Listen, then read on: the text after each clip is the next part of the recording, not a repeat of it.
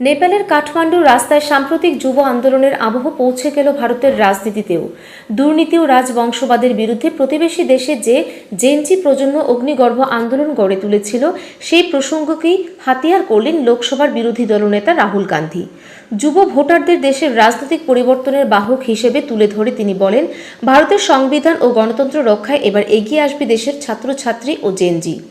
বৃহস্পতিবার এক্সে পোস্ট করে রাহুল গান্ধী লেখেন, দেশের যুব দেশের ছাত্রছাত্রী এবং দেশের জেনজি সংবিধান রক্ষা করবে, গণতন্ত্রকে বাঁচাবে এবং ভোট চুরি রুখবে।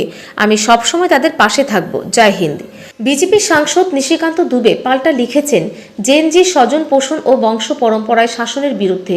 নেহরু থেকে সোনিয়া পর্যন্ত রাজবংশ মেনে নিলে রাহুলজিকে তারা কেন সহ্য করবে। তিনি আরও দাবি করেন, জেনজি বাংলাদেশকে ইসলামিক রাষ্ট্র, নেপালকে হিন্দু রাষ্ট্র করেছে, এবার তারা ভারতে পরিবর্তন আনবেই। এদিকে রাহুল গান্ধী নির্বাচনী অনিয়মেরও অভিযোগ তুলেছেন। তার দাবি, 2023 সালে কর্ণাটকের আনন্দ কেন্দ্রে অন্তত 6018 ভোট মুছে ফেলার চেষ্টা হয়েছিল। তবে নির্বাচন কমিশনের পাল্টা বক্তব্য, ওই আবেদনের মধ্যে মাত্র 24টি অভিযোগই সত্যি, বাকি সবই ভিত্তিহীন।